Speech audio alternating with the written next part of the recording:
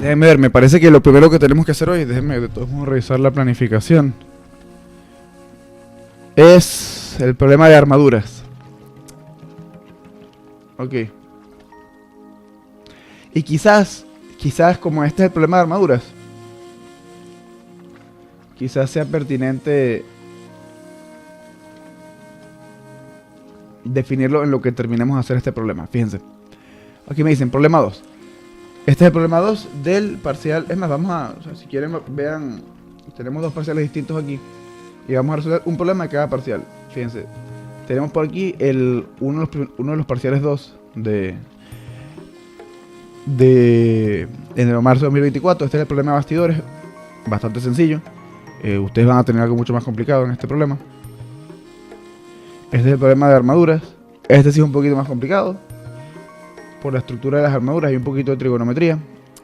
Y esperen algo, una estructura así o quizás un poco más sencilla. Puede ser un poquito más complicada, pero no le veo el punto a eso ahorita. Y este es el problema de roce. Este problema sí está solucionado, este parcial sí está solucionado en el Drive. Entonces miren, vamos a enfocarnos en el problema 2. Calcule las cargas axiales sobre los miembros CE, o sea que sería este, EF, que sería este, y FH, que sería este. Si el miembro de FH posee una sección transversal de área A igual 0.5 metros cuadrados, calcule los esfuerzos normal y cortante promedio en dicho miembro. Esto vale en total 11 puntos de 35. Y fíjense en lo siguiente, que es que no me dan ningún plano de corte, en este caso. Para esta barra no me dan ningún plano de corte. Entonces cuando me dicen esfuerzo normal y cortante promedio en dicho miembro, yo he de suponer que el plano de corte es perpendicular al eje de esta barra FH. ¿Ok? O sea, al no haber plano de corte, yo supongo que es un plano perpendicular al eje de la barra. ¿A qué me refiero? Vamos a ver eso directamente en el examen. Aquí está el miembro FH. Yo supondría que un plano de corte, el plano de corte que me están planteando, muchachos, tiene que ser perpendicular al eje de la barra, es decir, algo así.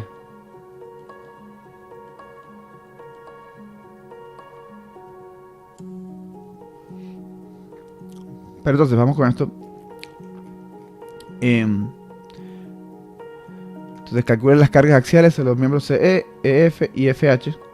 Si el miembro de FH posee una sección transversal, calcular esfuerzos normal y cortante. Algo así va a ser la estructura del examen. Solo que, muchachos, escuchen esto. O sea, probablemente yo sí, en el examen, yo sí les daría un plano oblicuo, por así decirlo. O sea, por ejemplo, si este es el miembro de FH, yo les pediría, por ejemplo, si les pidiera, si me interesara pedirles a ustedes el esfuerzo con el plano, los esfuerzos sobre el miembro de F. Ok, esto es una pregunta totalmente distinta. Aquí lo que nos interesa en este problema es el miembro de FH. Pero imagínense que yo les pidiera el esfuerzo sobre el miembro FH. Ya. Vamos a borrar un momentico estas líneas punteadas. Ok. Ahorita las dibujo de nuevo. Pero lo que veríamos en nuestro examen, muchachos, sería algo más como esto. Sería algo más así. Un plano oblicuo. Ok. Entonces tenemos aquí, por ejemplo, este es el plano original con respecto al cual yo les pedí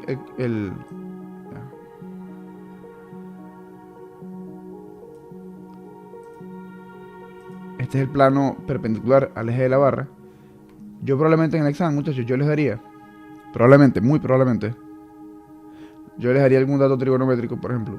Les daría, más bien, que el corte sea con un plano anaranjado. O sea, que también pase por el centroide de la sección transversal y tal. Pero que sea un plano oblicuo, que sea ni paralelo ni perpendicular a la sección transversal.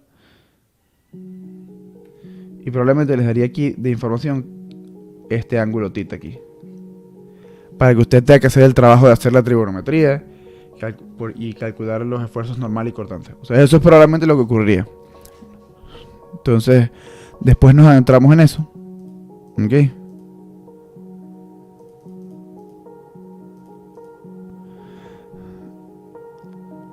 por ahora vamos a concentrarnos en lo que sí es pertinente para este problema.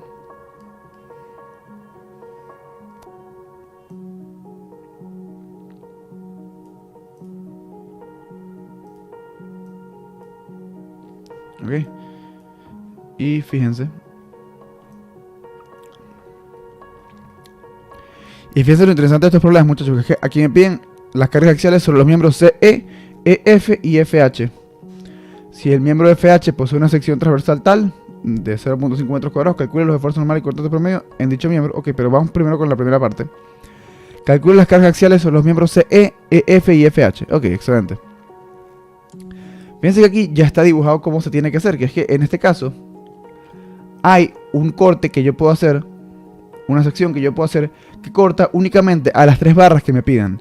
Entonces recuerden, si han estudiado algo de secciones, o si recuerdan lo que dije en la clase en la que di el método de secciones, es que básicamente el método de secciones lo puedes trabajar directamente con, si tienes 3 incógnitas, lo puedes trabajar de forma bastante directa. ¿A qué me refiero con esto? Que bueno, básicamente si yo hago una sección acá que pase por el miembro CE, EF y FH,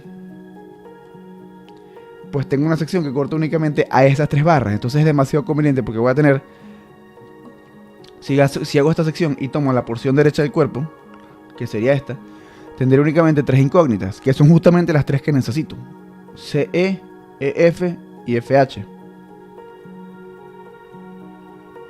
Ok.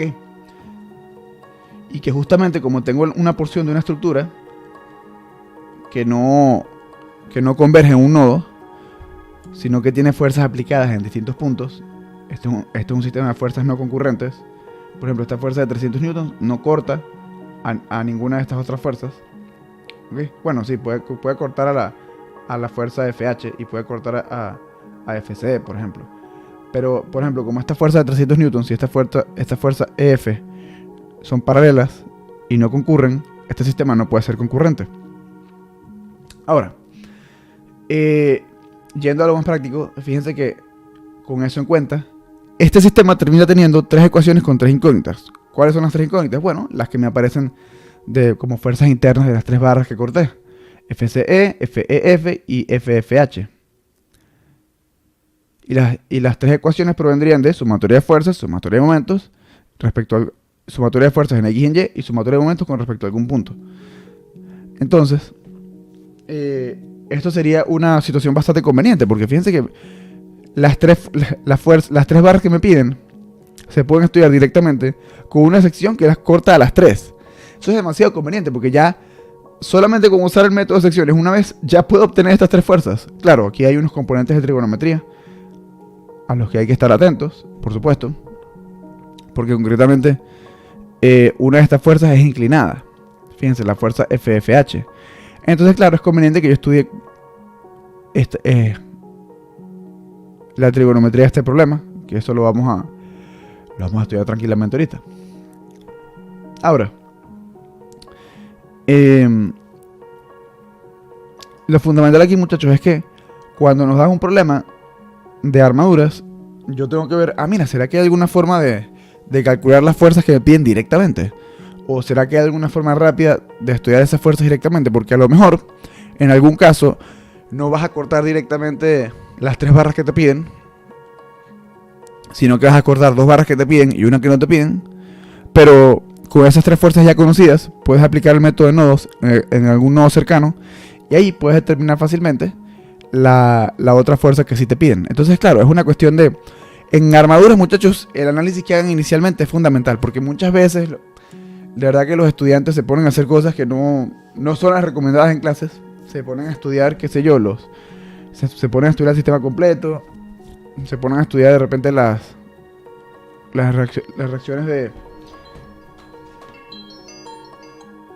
Se ponen a estudiar, por ejemplo, las reacciones de vínculo en la articulación, en el rodillo, por ejemplo. Y eso termina siendo contraproducente porque les quita tiempo y no les lleva un resultado rápidamente. Entonces, como hay más procedimiento, hay más cosas en las que se pueden equivocar. Ojo, no digo que haya... O sea, siempre hay casos particulares en los que calcular las reacciones en los vínculos es de hecho más rápido. por supuesto. Pero no suele ser lo usual. O sea, no es lo usual habitualmente. Entonces, en problemas de armaduras no es común, salvo que te pidan la fuerza en todos los miembros, que difícilmente lo haga yo, puede ocurrir, pero es difícil que lo haga. Salvo que te pidan la fuerza en todos los miembros, es poco común que te convenga primero calcular las reacciones en los vínculos. Entonces, claro, es interesante eso ahí. Claro, si te pido las reacciones en los vínculos, luego hay cosas que se simplifican, por supuesto. Por ejemplo, si yo te pidiera, por ejemplo, la fuerza sobre los miembros adyacentes a los vínculos, o sea, por ejemplo, el miembro BD, el miembro AB, el miembro AC y el miembro AD, por ejemplo.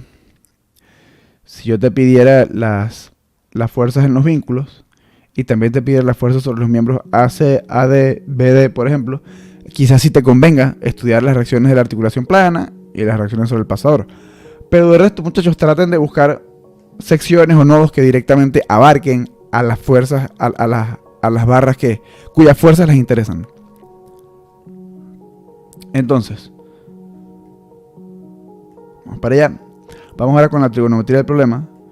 Fíjense que, como quiero saber cuál es la dirección de la fuerza FFH, esta que está aquí, la que es inclinada, dentro de la sección que yo tengo, que por cierto, vamos a analizar rápidamente esta sección. Yo hice una sección que cortaba a las tres barras que eran de mi interés.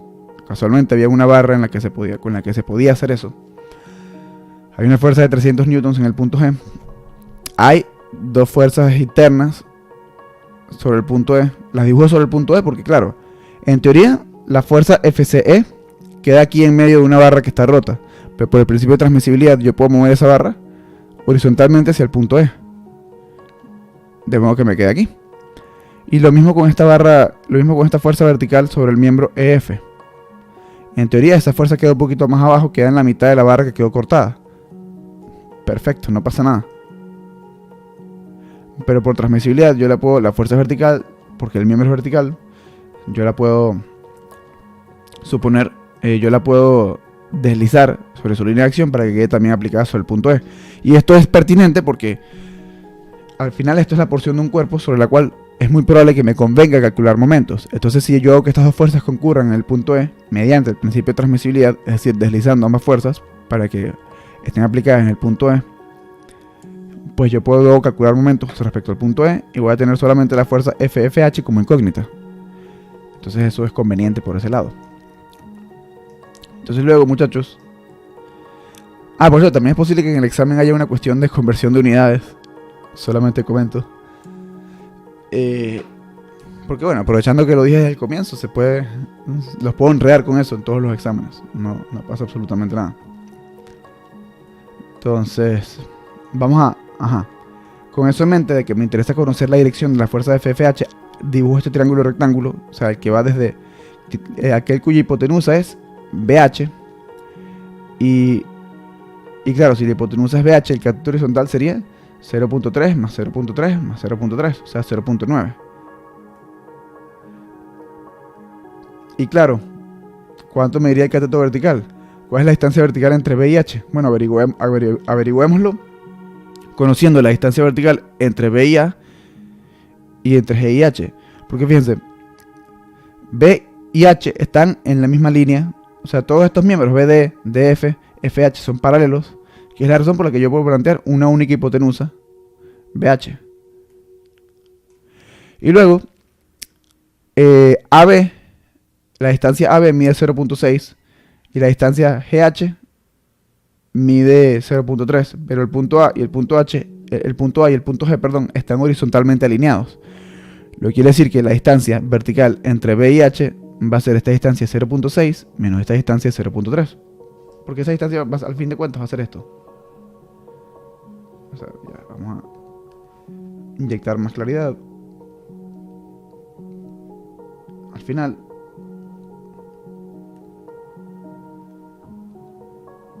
esta distancia acá va a ser de 0.3. ¿Por qué? Más claro lo que un gallo. 0.3 más 0.3 me da estos mismos 0.6. Ya tengo las herramientas para estudiar este triángulo rectángulo. Entonces fíjense, aquí yo puedo hacer algo de semejanza de triángulos. trazo una horizontal aquí, que pase por el punto F. Y claro, voy a tener aquí básicamente está el punto F. Esto mide 0.3 horizontalmente, porque eso es lo que mide aquí. Aquí está indicado, está marcado. El cateto horizontal mide en total del triángulo grande mide 0.9 metros. El cateto vertical mide en principio 0.3 metros también. Entonces, claro, aquí yo puedo hacer una relación de semejanza, porque como FH, el segmento FH es paralelo al segmento BH, a la hipotenusa grande, yo puedo decir básicamente que Y, que es la proyección vertical del segmento FH, Y entre 0.3, ya aquí vamos a...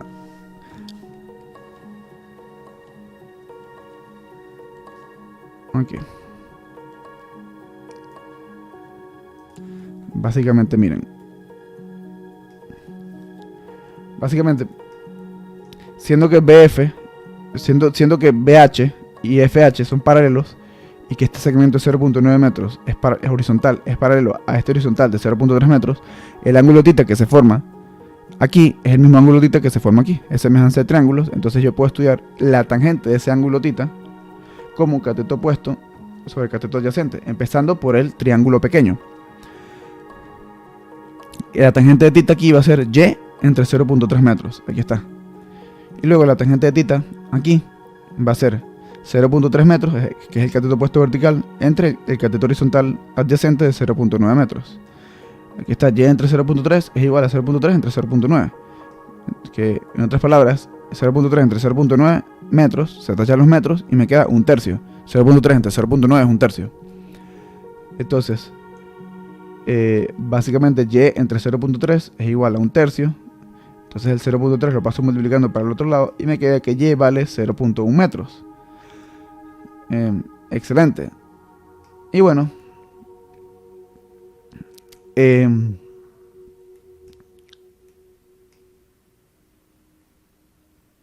ok, qué interesante. YEF es 0.3 más 0.1 metros. ¿Dónde está el punto E y el punto F?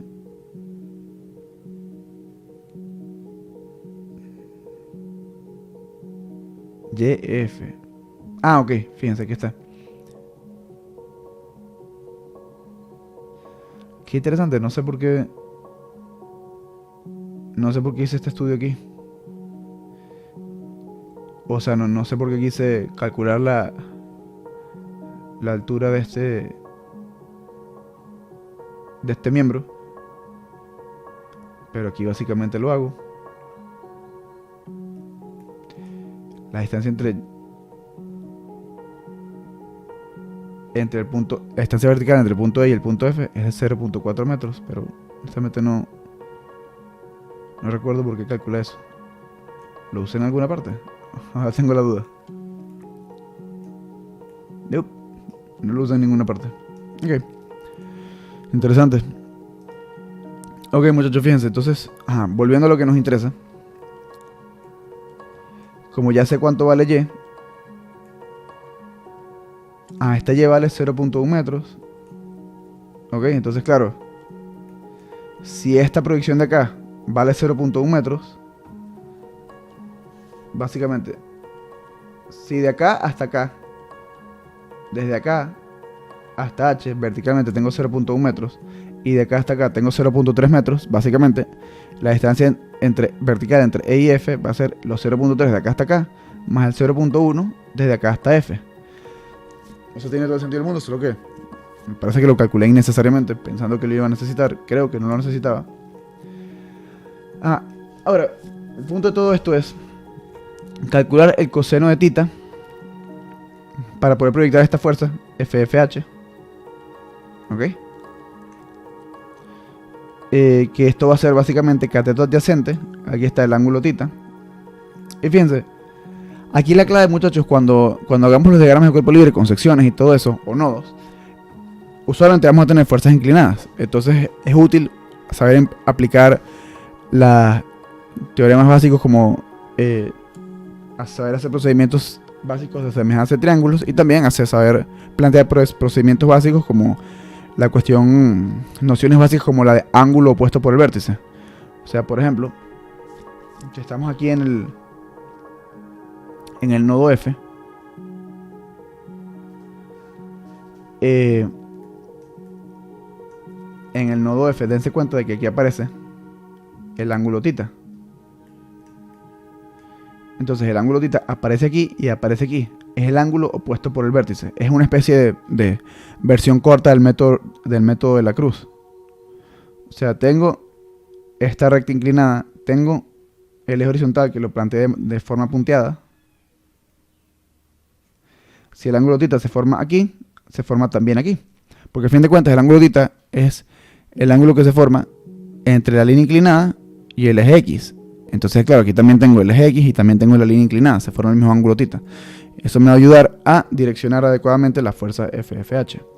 Entonces, por eso es que necesito el coseno de θ y el seno de θ, porque esta fuerza va a tener una proyección horizontal con el coseno, porque el ángulo se forma con la horizontal, y una proyección vertical con el seno, porque el ángulo se forma con la horizontal. Entonces, por eso es que calculo el coseno de θ. Entonces, el coseno de θ va a ser, bueno, aquí lo tengo. El coseno de θ es cateto adyacente entre hipotenusa. El adyacente mide 0.9 metros. Y la hipotenusa va a medir raíz cuadrada de cateto adyacente al cuadrado más cateto opuesto al cuadrado. El cateto opuesto es 0.3 metros. Yo hice ese cálculo y me da que el coseno de θ es 3 entre raíz de 10. Y el seno de θ va a ser opuesto sobre hipotenusa. Entonces el denominador va a ser el mismo porque es la misma hipotenusa. Y el numerador va a ser 0.3 metros, que es el cateto opuesto al ángulo θ. Con esto en mente, muchachos, ahora yo puedo hacer una sumatoria de momentos sobre el punto E. ¿Por qué sobre el punto E? Bueno, porque es el que tiene más fuerzas incógnitas. Entonces, al calcular momentos respecto a ese punto, esas fuerzas incógnitas quedan sin brazo, quedan con brazo cero. Entonces, básicamente me queda FFH. Me queda básicamente que la componente horizontal de FFH va a ser momento y que la fuerza de 300 newtons va a ser momento. Entonces vamos a ver cómo se planteó esto. Sí, claro, esta fuerza de 300 newtons tiene un brazo horizontal de 0.3 metros. Aquí está. Es esta misma distancia de 0.3 metros. Ahí no hay para dónde agarrar. Entonces, claro, por eso una sumatoria de momentos con respecto al punto E, este punto que está aquí, es menos 0.3 por 300 newtons. Excelente, muchachos. Y ahora, ya sé por qué calculé esta distancia vertical.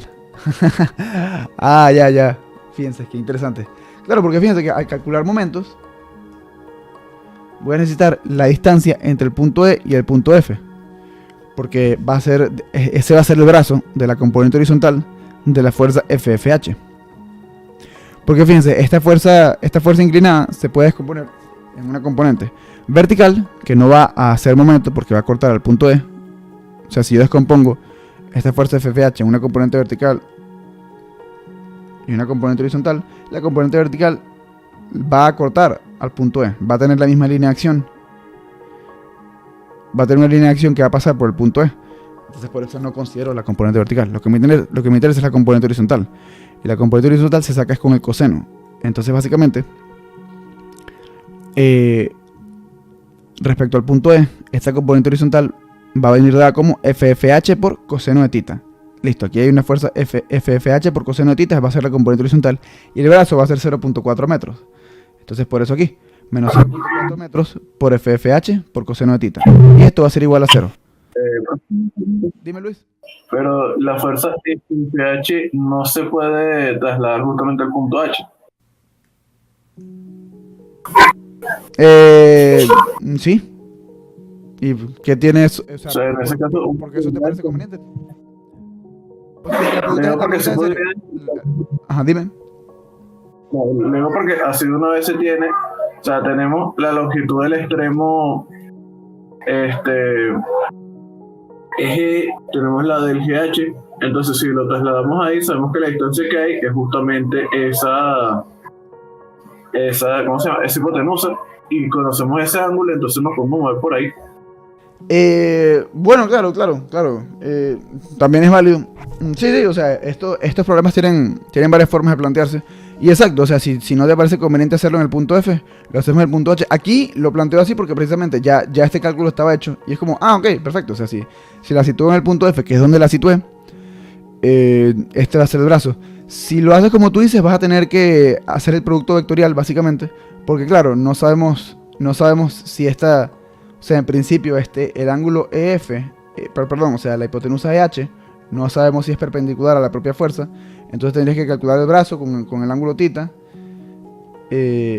O bueno, ver si el ángulo θ te sirve para calcular ese brazo. Tendrías que... Porque claro, no... O sea, en principio nosotros lo que hemos estudiado es el ángulo θ que está por acá, pero no sé cómo se traduce el ángulo θ para esta barra inclinada. Posiblemente sea algo similar. Sí, no, o sea, posiblemente es 0.3, el ángulo es de 45, me parece. O sea, Sí, ese ángulo es de 0.3 acá. Sí, el ángulo es 45, está más fácil todavía. Pero sí en ese caso, pero sí tendrías que sí, hacer... disculpa Dime. justamente en ese caso sería el ángulo, y solo tienes que sacar la hipotenusa y lo multiplicas por el ángulo. Sí, En X y Y. tendrías básicamente, pero tendrías que hacer el producto vectorial. Aquí sí, EF cruz FH. Es otra forma de hacerlo. Para calcular el momento de la fuerza de FH con respecto al punto E. Porque tienes que la fuerza tiene dos componentes y que el brazo va a tener también, o sea, el vector brazo, mejor dicho, va a tener dos componentes. Entonces, claro, Bueno, sí. tendrías que hacerlo así. Que también es válido, pero claro, como digo, o sea, como ya esta solución está escrita, está hecha. 0.3 metros más 0.1 metros, 0.4 metros, es más rápido porque ya está escrito, pero claro, también tuve que hacer este procedimiento adicional de la tangente y todo eso. Entonces, o sea, como lo que tú veas más rápido, lo que se te haga más fácil, siempre y cuando esté correcto. Ok, gracias, profe. A la orden. Entonces, claro, con este sumatorio de momentos respecto al punto E, precisamente el brazo de la componente horizontal de la fuerza FFH era 0.4, era un brazo vertical. Este FFH por coseno de θ es la proyección horizontal de la fuerza de FFH. Estas son las dos únicas fuerzas que hacen momento no nulo con respecto al punto E. Esto es igual a 0. Como las dos tienen el signo negativo, puedo intuir con toda claridad que la fuerza FFH me va a dar a compresión, porque va a estar antepuesta con un signo, o sea, se le va a anteponer un signo negativo a la expresión por la que viene dada. Entonces nada, yo hago ese cálculo y me da que la fuerza FFH me da menos 237.1708 newtons a compresión. Esto valía 3 puntos. Y recuerden, muchachos, recuerden esto, que es que este paréntesis compresión, paréntesis, es tan importante como este número que está aquí. Okay, si solamente este número está correcto y no me ponen que está compresión, no me indican que está compresión, pierden la mitad de la nota en ese resultado. O sea, pueden tener todos los números correctos a efectos de haber calculado las fuerzas. Si no ponen este paréntesis compresión o paréntesis tracción, o lo ponen mal, o sea, si está tracción y ustedes ponen compresión, pierden la mitad de la nota. O sea, o dejan de ganar la mitad de la nota. Porque esto de la compresión y la tracción es tan importante como la cifra en sí misma. ¿Ok? Entonces, bueno, luego, ya con esta fuerza siendo conocida, podemos calcular, hacemos sumatoria de fuerzas horizontales. Y bueno, es claro que horizontalmente, la única fuerza inclinada es esta. O sea, la única fuerza perfectamente horizontal es FCE. Pero de las inclinadas, la única inclinada es FFH. Y su proyección horizontal es FFH por coseno de θ. Entonces, claro, es bastante normal que tengamos FFH, menos FF, las dos apuntan hacia la izquierda, las dos proyecciones horizontales, menos FFH por coseno de θ, menos FCE, a eso me refiero, que ambas apuntan hacia la izquierda, eso va a ser igual a 0. Entonces FCE va a ser menos 237.1708 newtons por 3 sobre raíz de 10. Entonces fíjense que esto es una ocurrencia común, muchachos, que si tienes un miembro inclinado, tú hayas tenido que proyectarlo en alguna dirección para hallar la fuerza exacta, pero cuando aparece en la sumatoria de fuerzas, aparece multiplicado por un coseno. Entonces dense cuenta que FCE me termina dando un valor exacto. Porque claro, antes, este resultado con decimales, el 237.1708 newtons a compresión, venía de multiplicar esto por coseno de θ. Entonces claro, si ahora la fuerza de FFH aparece multiplicada por el coseno de θ, básicamente hay una especie de compensación, porque este 237.1708 provenía de multiplicar por raíz de 10 y dividir entre 3, por decir algo. De dividir por el coseno de tita. Ahora estás multiplicando por el coseno de tita, entonces esa multiplicación se cancela con esto y por eso es que me termina dando un número exacto. 225.0000 newtons. Atracción. O sea, lo digo a efectos de que no se confundan si de repente una fuerza le dio con unos decimales feos y la otra les dio bastante bonita. Eso puede pasar precisamente porque antes habías dividido entre coseno de tita para obtener este número y ahora estás multiplicando por coseno de tita. Entonces implícitamente esos cosenos de tita se cancelan y te queda una cifra más bonita. Entonces esto me dio positivo, me da 225.0000 newtons atracción. Y claro, con que los primeros 4 decimales estén en 0, tú ya sabes que probablemente el resultado exacto sea realmente 225 newtons. No pasa nada. Pero así pongas 225 newtons o pongas 225.0000 newtons o incluso 0001, porque puede haber un error de aproximación de acá, de cuando dividimos entre coseno de tita. Para mí todo eso está bien. O sea, si el error está en el cuarto decimal, para mí eso está bien, no pasa nada. Luego hacemos la sumatoria de fuerzas en Y. Y bueno, en Y tenemos esta fuerza de 300 newtons, esta fuerza de FEF incógnita y la proyección vertical de esta fuerza. Y fíjense que por el diagrama tú ya puedes darte una idea de quién está en atracción y quiénes están en la compresión. Porque fíjense, o por lo menos horizontalmente,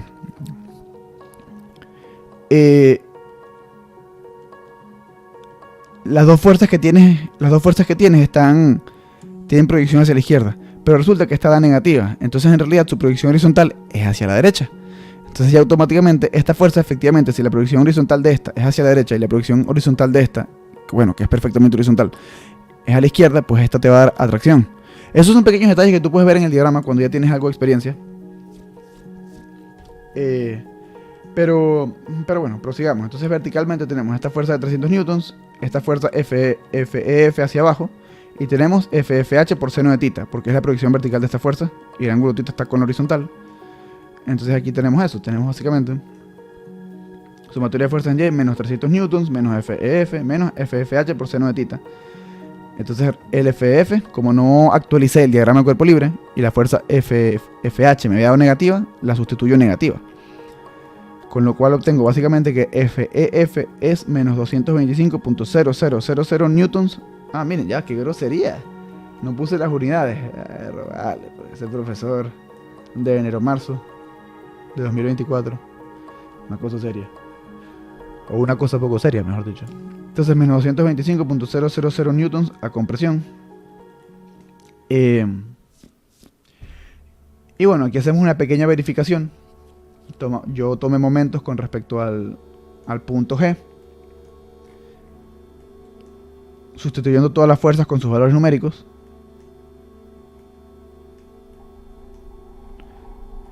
Y dije aquí, con el mismo diagrama de cuerpo libre, 0.3 por... Bueno, ya, si quieren vamos a copiar y pegar este diagrama para que lo tengamos al ladito al momento de hacer la verificación. Eso siempre es importante, que tú puedas visualizar las cosas. O sea, las ecuaciones de momento se simplifican bastante cuando... Y de fuerzas también, de sumatoria de fuerzas también se simplifican bastante si tienes el dibujo a la mano, si tienes las dos cosas a la mano simultáneamente. O sea, que donde estás escribiendo la ecuación, puedes ver fácilmente dónde está la ecuación que estás escribiendo y puedes ver al mismo tiempo, con solamente mover las pupilas del ojo, puedes ver el diagrama de cuerpo libre. Entonces, claro, si me paro en el punto G, la fuerza CE no hace momentos, la fuerza EF tiene un brazo de 0.3 metros, que es la distancia horizontal entre E y G, por supuesto. Luego 0.4 por FFH coseno de tita. Ah, ok, y aquí sí conviene hacer lo que dijo Luis. Aquí yo no lo hice así, pero si estás calculando momentos con respecto al punto G, ahora sí te conviene situar esta fuerza. La fuerza de FFH la sitúas aquí y tienes solamente ese momento su componente horizontal.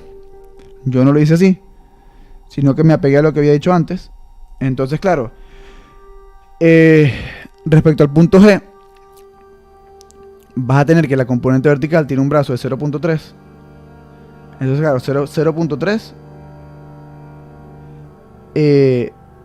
y la proyección es hacia abajo.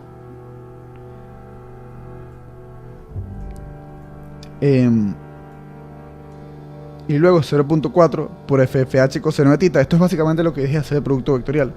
Yo lo hice más manual, hice la descomposición en mi mente. Dije, la proyección vertical de esto va hacia abajo y la proyección horizontal de esto va hacia la izquierda. Entonces, claro, la componente vertical tiene que tener un brazo horizontal, que va a ser de 0.3, por eso. Y claro, por regla de mano derecha, esa componente vertical va hacia abajo, el brazo va hacia la izquierda. Entonces menos i cruz menos j me da acá positivo. Pero claro, yo lo hice fue por regla de mano derecha. Entonces este es el momento de la componente vertical de FFH. Y luego este es el momento de la componente horizontal de FFH. Aquí está FFH coseno de tita. Y claro, el brazo de esa componente horizontal tiene que ser vertical. Tiene que ser la distancia vertical entre el punto G y el punto F, que es 0.4 metros, que es la misma distancia vertical entre E y F. Y claro, esa componente horizontal tiene un brazo vertical. Por la mano derecha, el brazo va hacia abajo, la fuerza va hacia la izquierda. Entonces, básicamente te queda menos j cruz menos i. Eso es como j cruz i, que eso da menos k. Entonces yo hice esa sustitución con los... Y claro, FF, FFH o sea, FF y FFH las sustituí con sus valores numéricos. Y me dio que esto da, esa sumatoria de momentos respecto al punto G me da menos 6.9764 por 10 a la menos 6 newton por metro. Claro, y con este es básicamente el error de aproximación, pues. Y me da por 10 a la menos 6. Entonces sí, o sea, estuvo ultra verificado. O sea, salvo que haya cometido una sucesión conveniente de errores, eso está ultra verificado. Porque recuerden que en la verificación también puede ser que te equivoques, pero es más probable que te equivoques por... Ya, muchachos, ¿se escucha bien? Porque siento que el volumen está un poquito más bajo de lo usual. ¿Ustedes me escuchan bien? Yo lo escucho bien. Ok. Ya, de todos modos, déjenme ver algo. Si voy al panel de control aquí rapidito. Porque a veces al micrófono se le baja.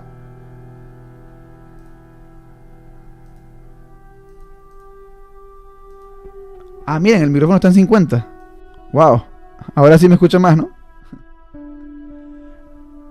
Ah, está haciendo eso de que se le baja el volumen automáticamente.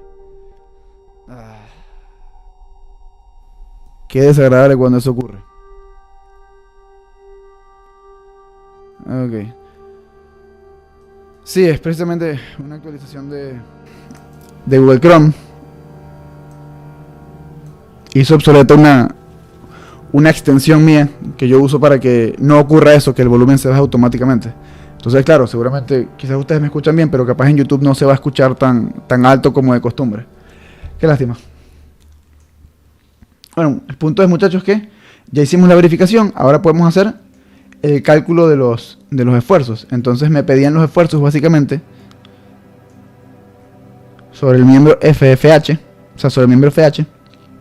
Y como no me decían el plano de corte, yo asumo directamente que es un plano de corte perpendicular al eje de la barra. O sea, que agarra perfectamente a la sección transversal.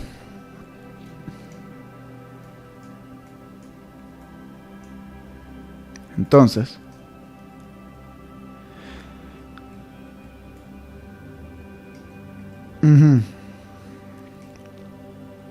sigma FH va a ser igual a la fuerza FFH entre el área FH. Entonces, la fuerza FH la pongo aquí con signo y todo, para también tener el signo del esfuerzo directamente.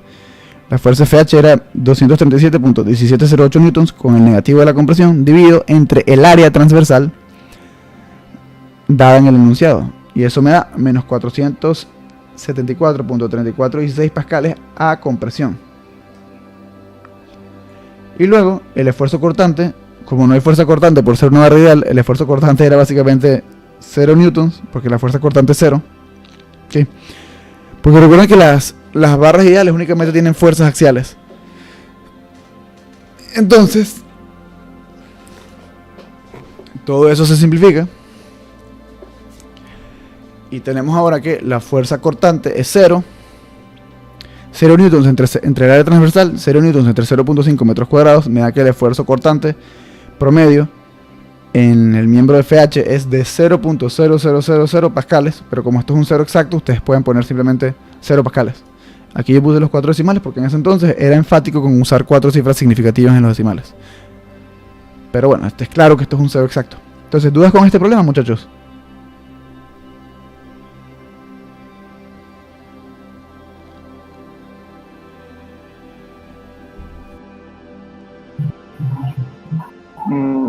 Por mi parte, no, profe. ¿Alguien tiene dudas? No, profe, tampoco. Ok. Entonces vamos a... Antes de pasar a otra cosa, vamos a plantear un caso. Vamos a ver cómo puedo relacionar cualquier área transversal. O sea, cualquier área con el área transversal original de la sección. O sea, porque por ejemplo, imagínense que tenemos una viga cuya sección transversal, o sea, digamos que tenemos una viga rara, en la cual la sección transversal es algo raro. No sé, digamos que...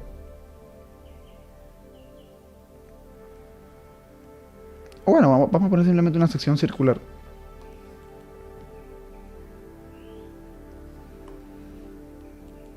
Digamos que tenemos una barra ideal.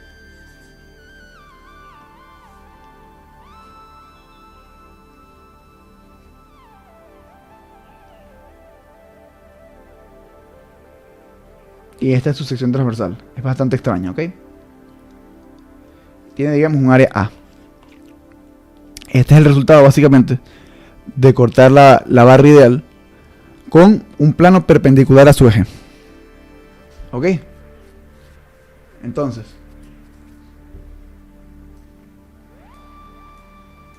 básicamente, muchachos, yo quiero saber...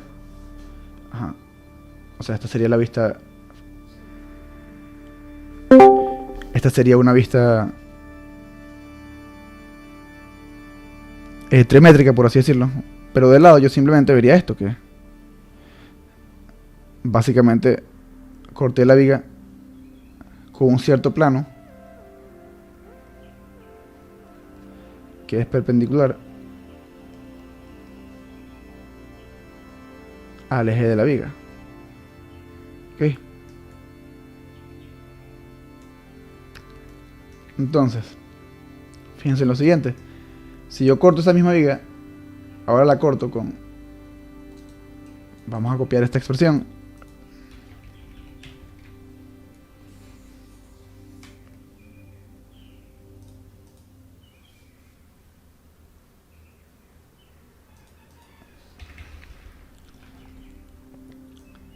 Esta es mi expresión de acá, la pongo acá. Pero ahora ya no cortamos con un plano...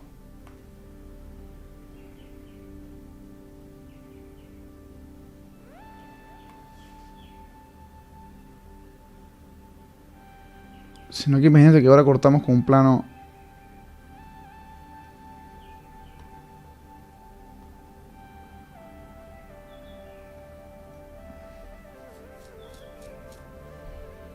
Con un plano que sea algo así. Que forma un ángulo tita con el plano transversal. ¿Ok?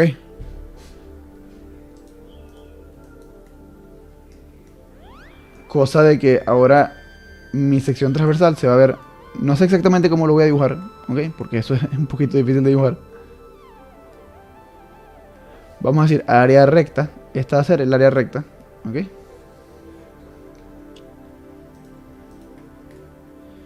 Y esta va a ser... Esta otra nueva va a ser un área inclinada. Entonces, área inclinada. O sea, que es el área que proviene del corte con el plano inclinado.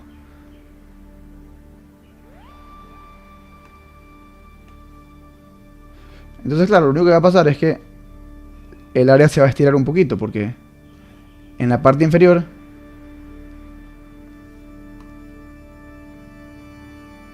va a cubrir un poco más de área y en la parte superior también, porque llega un poquito más hacia atrás. No sé si se entiende lo que, lo que acabo de dibujar, pero creo que con las dos vistas se puede hacer la pequeña comparación de que, claro, esta área proviene de cortar con un plano perpendicular al eje.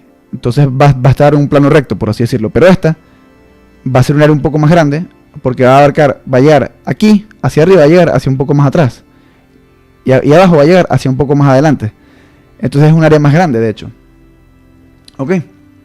Entonces, ¿me siguen hasta ahora, muchachos?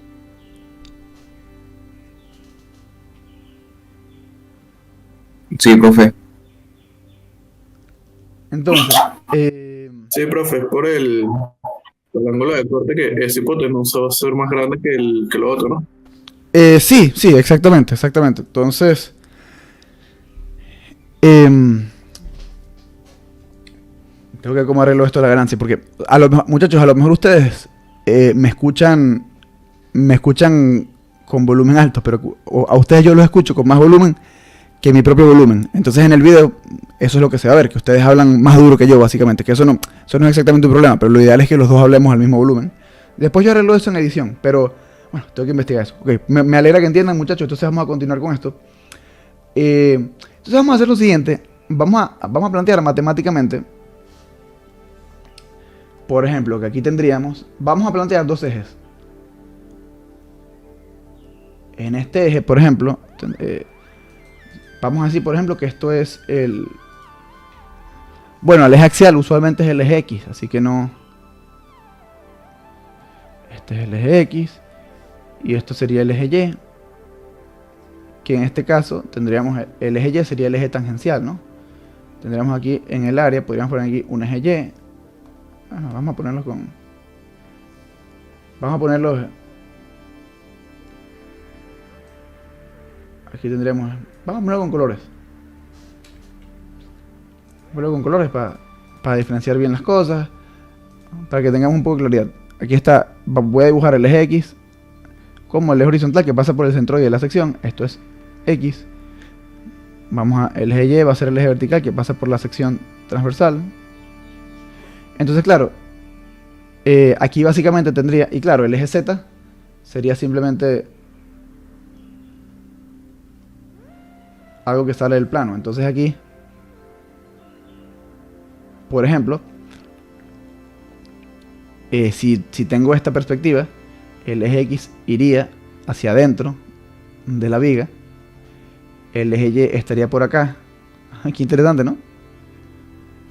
Esto es X, esto es Y. Porque claro, al final este es el eje de la viga, ¿no? Apunta raro. Y el eje Z iría como por acá. Sería otro eje tangencial a la sección transversal, pero apuntaría hacia acá. Esto sería Z. Y claro, por la mano derecha yo verifico, hago el I, cruz J, y me da acá, correcto. Entonces, ven esto que acabo de dibujar, muchachos. Ven cómo traduje este sistema, este origen de coordenadas, este sistema de cartesianos lo traduje a esta otra vista tridimensional.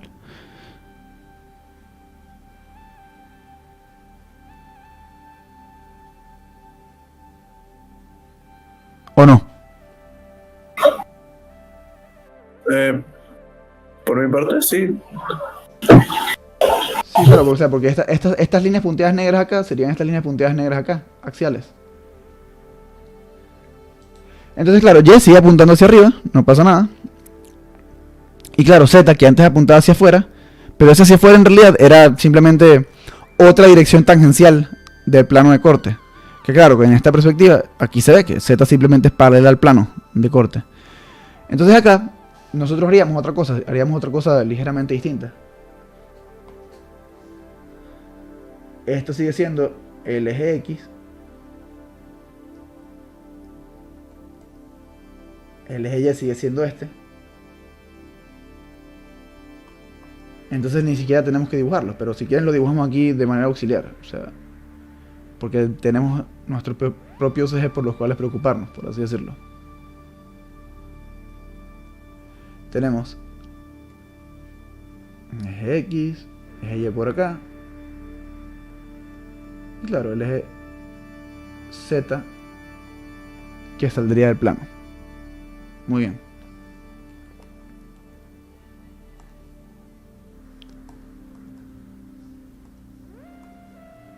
Entonces, ahora voy a plantear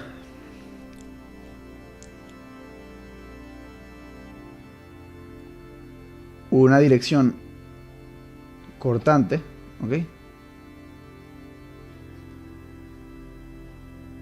Y una dirección normal.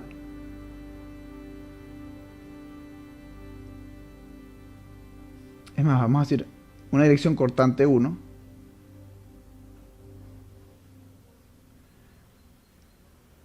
La dirección normal acá, ¿ok? Y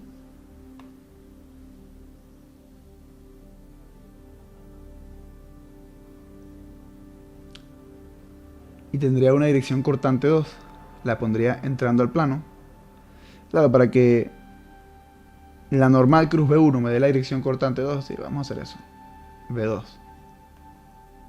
¿A qué me refiero con esto? Ya van a ver. Bueno, pero tengo la dirección cortante hacia acá. Esta es la dirección B1. Tangencial al plano. Tengo la dirección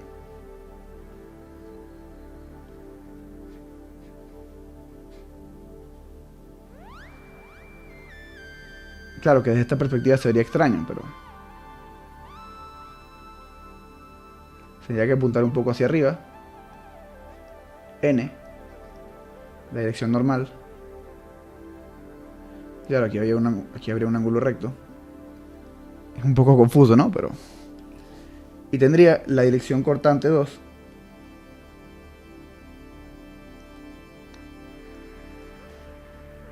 en esta dirección.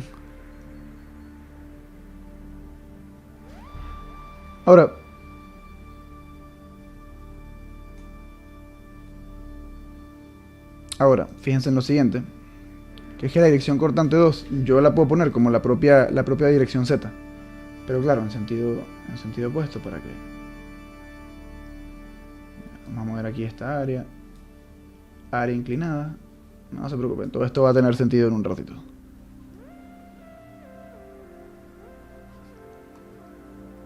Y bueno, estas direcciones no son, o sea, no estoy dibujando las reacciones, estoy dibujando direcciones de ejes. Entonces ya van a ver a qué me refiero. Voy a poner la N en minúscula para que se entienda que no es una fuerza normal, sino que es simplemente la dirección del eje normal que estoy dibujando. Y voy a hacer lo mismo con las cortantes. Esto va a ser una B minúscula. Esto va a ser una B minúscula. B minúscula.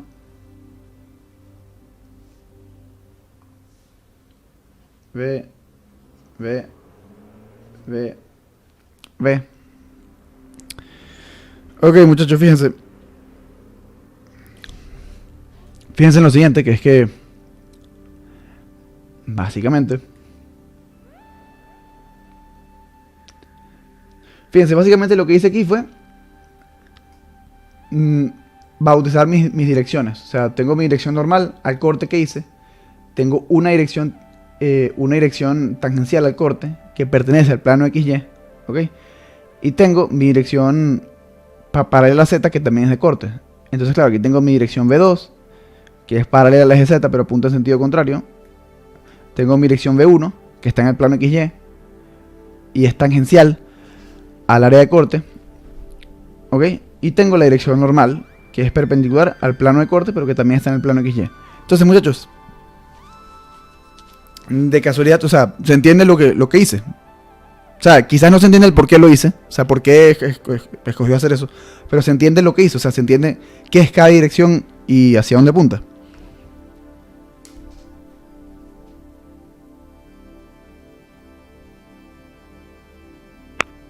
Sí, profe, esa parte sí. Ok, excelente. Entonces ahorita vamos a poner un poquito matemáticos.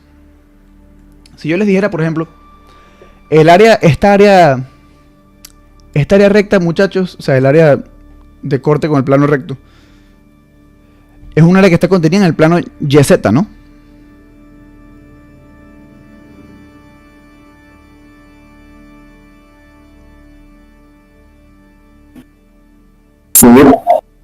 Claro, porque este eje X estás entrando aquí.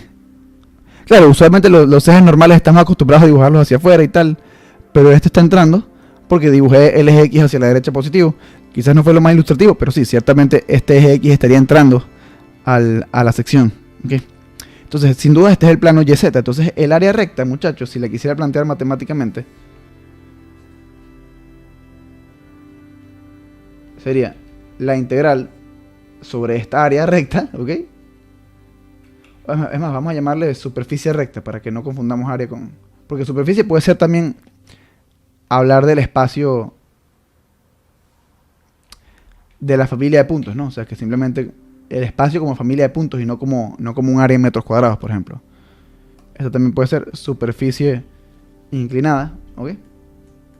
Entonces, el área, esa área recta, o sea, que es de corte con el plano recto, va a ser la integral sobre la superficie inclinada, ¿ok?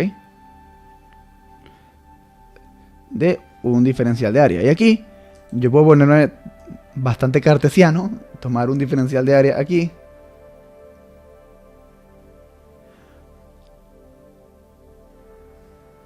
O directamente, básicamente yo puedo ponerme con matemáticas 2 y trazar, por así decirlo, vamos a trazar en verde, vamos a trazarlo en verde.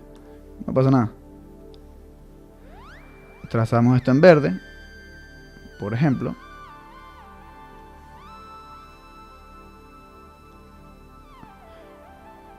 Y yo trazo un rectángulo cuya altura va a ser paralela al eje Y y cuya base va a ser paralela al eje Z. Esto va a ser un diferencial de área. Y bueno, si son relativamente avispados me pueden decir, mire, que esta altura es, qué sé yo, vamos a ponerle Y, ¿les parece? Una altura genérica Y. Este diferencial de área va a ser Y. No, profe, póngale H. Se confunde con el eje. Ya, lo que pasa es que vamos a poner aquí H sub Y. Para decir que es una altura en la dirección Y, ¿ok? ¿Les parece? Sí, sí.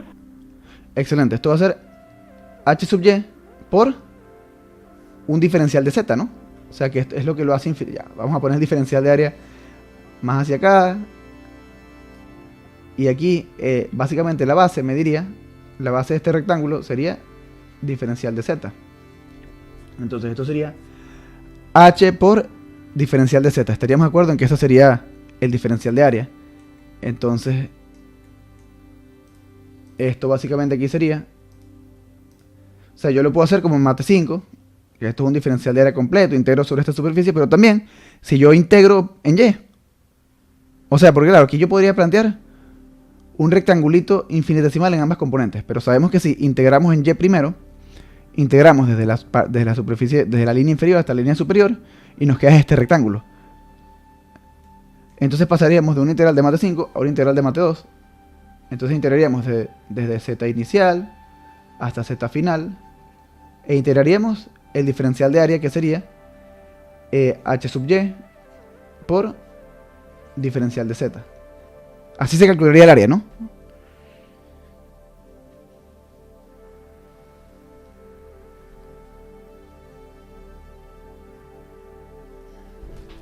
Claro, donde Z inicial sería, por ejemplo, este límite sería algo así por acá. Por acá tendríamos el Z sub 0. Y por acá tendríamos el Z final. Y esos serían mis límites de integración. ¿Sí se ve?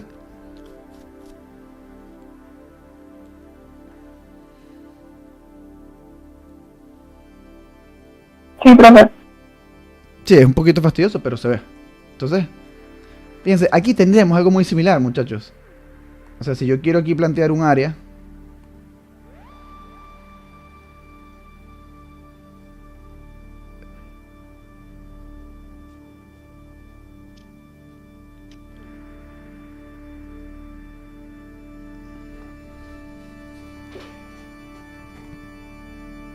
entonces claro, me queda aquí esto. Y este rectángulo aquí tendría una altura HB1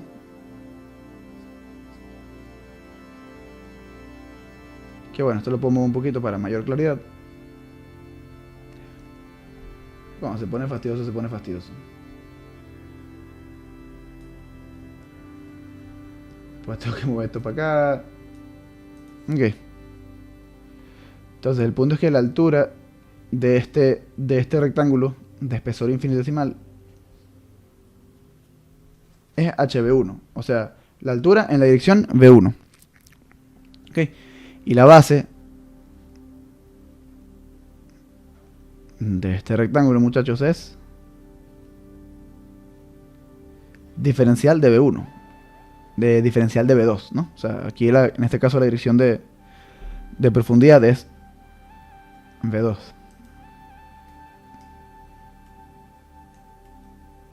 Entonces, el área inclinada, muchachos, sería igual a la integral doble sobre la superficie inclinada de un diferencial de área, que si eso lo simplifico, integro en la dirección V1 y me queda básicamente que esto va a ser, permítanme escribir entonces ahora el diferencial de área aquí, diferencial de área va a ser igual a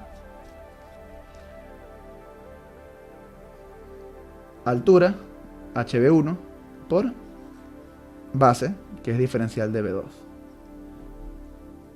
HV1 por diferencial de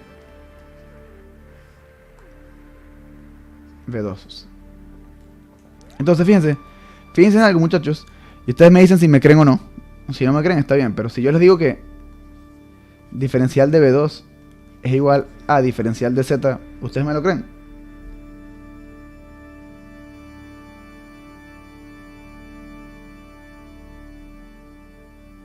Sí.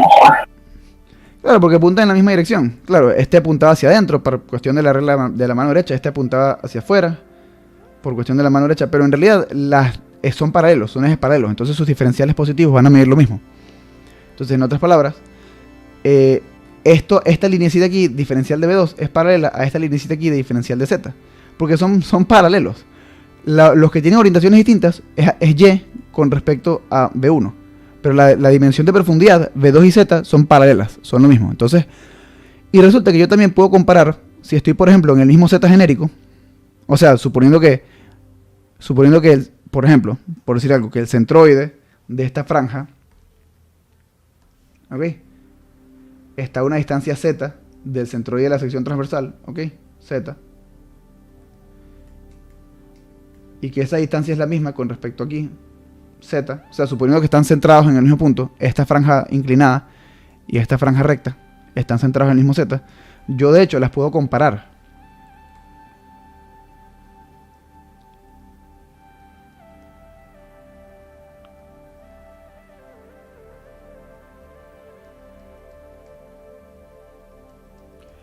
Esas dos franjas son prácticamente una línea, un segmento de línea cada una. ¿Y qué ángulos formarán entre sí? Bueno, aquí está. Forma un ángulo tita.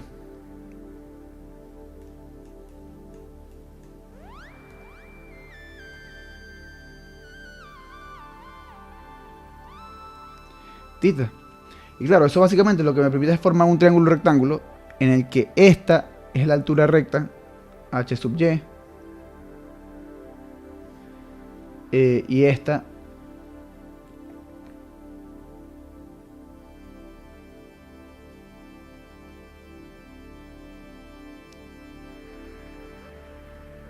es la altura inclinada, HB1, y aquí se forma un ángulo tita.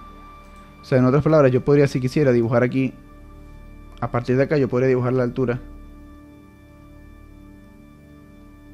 h sub y, y vería aquí el ángulo tita. Pero claro, aquí se pone más engorroso, prefiero que lo vean en un dibujo aparte.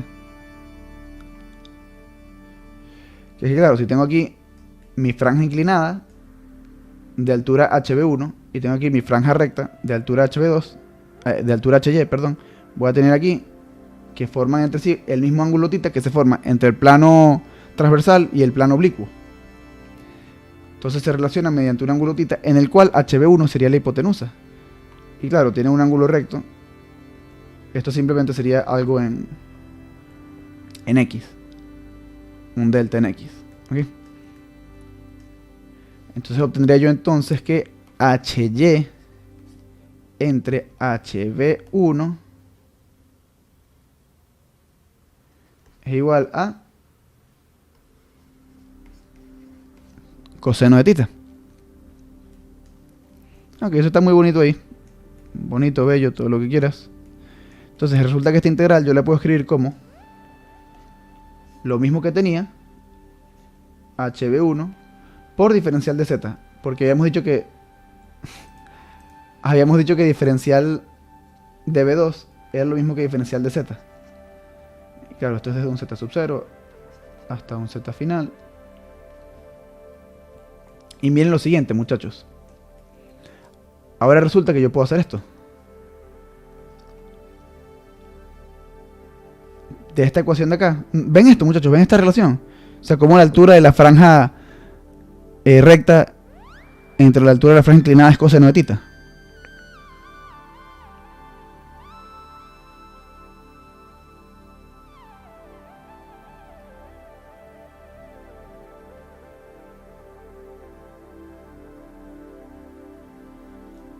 Sí, profe. Cateto adyacente entre hipotenusa.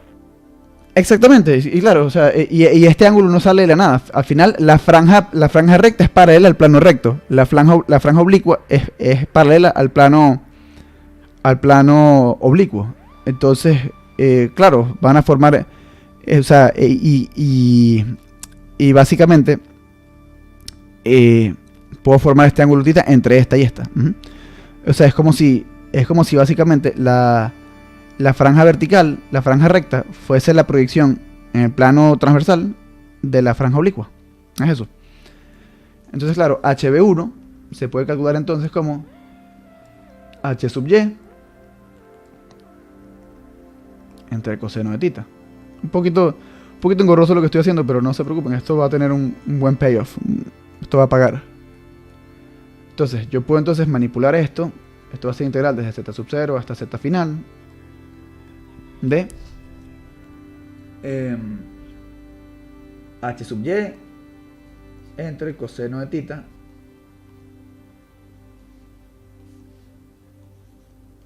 por dz. Y adivinen que el coseno de θ es una constante porque es un ángulo que se forma entre dos planos. Entonces no depende de z. Como son dos planos, el ángulo θ siempre es el mismo, siempre forma el mismo ángulo. Entonces el área inclinada va a ser igual a 1, el coseno puede salir la integral, 1 sobre el coseno de θ por integral desde z sub 0 hasta z sub f de h sub y de z. Bueno, vamos aquí a poner esto un poquito más hacia la derecha, vamos a poner su gran paréntesis. ¿Y qué es esto, muchachos? Integral desde z sub 0 hasta z sub f de hy con respecto a z.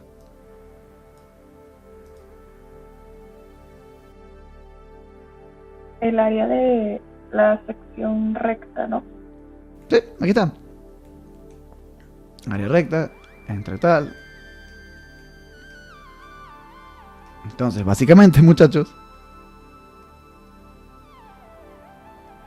el área de la sección inclinada es 1 sobre coseno de θ que multiplica a el área de la sección recta. Entonces, el área inclinada básicamente es el área recta entre el coseno de θ, donde θ, por supuesto, es el ángulo que se forma entre el plano transversal y el plano oblicuo. Entonces, claro, sin importar cuál sea la sección transversal, si estás trabajando con una viga que tiene sección transversal constante y yo te mando a cortar esa viga o esa barra ideal con respecto a un plano oblicuo que forma un ángulo θ con el plano transversal, esa área inclinada, esa área oblicua, la puedes calcular como el área recta entre el coseno de θ. Ok, entonces si yo, por ejemplo, te hubiese dicho, volviendo a la situación original, ok, si yo tuviese marcado aquí la dirección del plano transversal, por así decirlo, el plano que es perpendicular al eje de la barra, y tuviese marcado también un plano oblicuo que forma un ángulo θ con ese plano transversal, y tuviese mandado a hacer cálculos, bueno, las fuerzas normal y cortante tú las tienes que proyectar según el método de la cruz. Pero el área transversal, o sea, el área según el área de corte con el plano oblicuo, con el plano no perpendicular al eje de la barra, tendrías que tomar esta área de 0.5 metros cuadrados y dividirla entre el coseno de este ángulo θ. ¿Ok? Así es como lo harías. Para calcular el área. Y claro, la fuerza normal y la fuerza de corte, cuando cortas con el plano oblicuo, eso sí lo haces con el método de proyección de la cruz y todo eso. Quería hacer este procedimiento, muchachos, porque yo simplemente les enseñé a hacerlo para un área rectangular. Pero claro, no les demostré en ningún momento que ese procedimiento tenía validez general para cualquier sección transversal. O sea, dense cuenta que esto es una manchita, cualquiera. O sea, esto es una mancha. Cuando corto con el plano oblicuo, obtengo la mancha oblicua, por así decirlo. Entonces, claro, si relaciono diferencial de área con diferencial de área, altura con altura, termino viendo que la relación de esas alturas se termina traduciendo en toda la sección transversal. De modo que la relación entre las áreas es... porque al final el espesor termina siendo virtualmente el mismo. O sea, cuando tú cambias el plano de corte, el espesor de ambas secciones sigue siendo el mismo. O sea, sigue siendo correspondiente, por así decirlo. Entonces, por eso se termina dando esta relación, que el área inclinada es área recta entre coseno de θ. Y claro, el coseno de θ es en general algo menor que 1. Entonces, el área inclinada, en general, el área de corte con el plano inclinado o con plano oblicuo va a ser mayor o igual que el área recta. Tiene todo el sentido del mundo. Entonces, ¿dudas con esto, muchachos?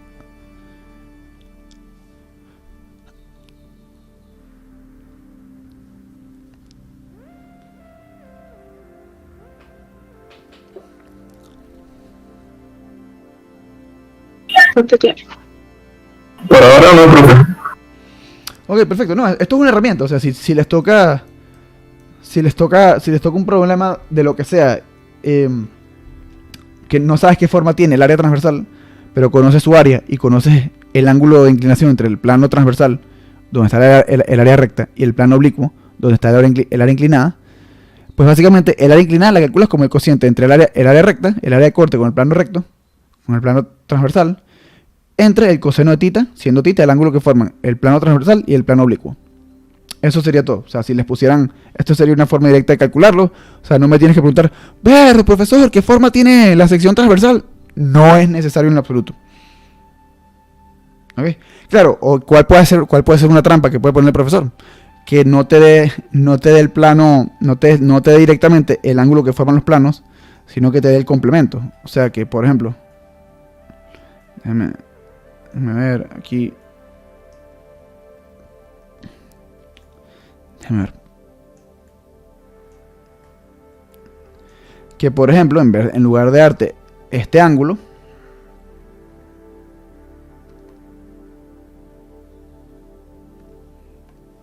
te dé, por ejemplo, el ángulo entre el eje de la barra ideal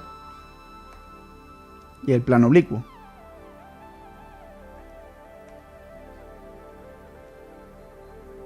Que esto sea un ángulo beta.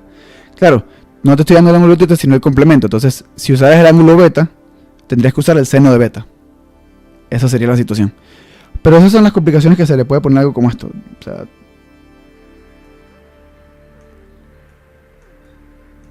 pero bueno, básicamente es esto que está acá. Tengo que identificar si el ángulo es entre planos o si es entre el eje y el plano oblicuo. Porque si no, son historias distintas. Entonces, ok. Antes de pasar al siguiente problema, ¿dudas con esto, muchachos?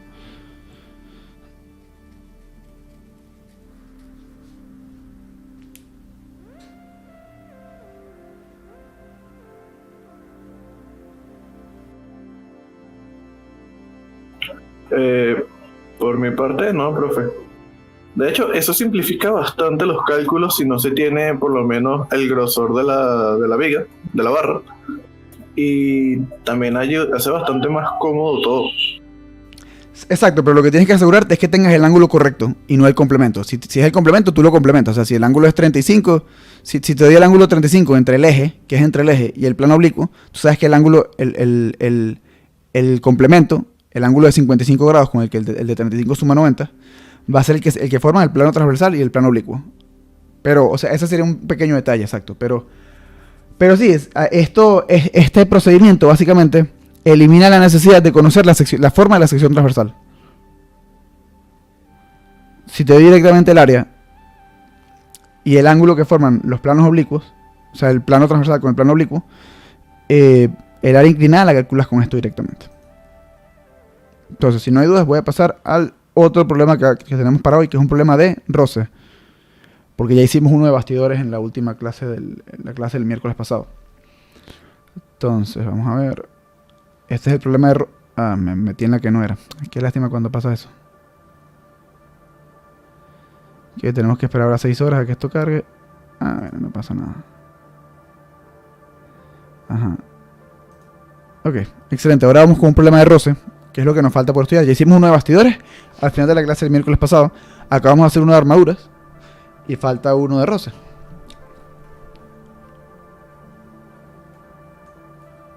Ok.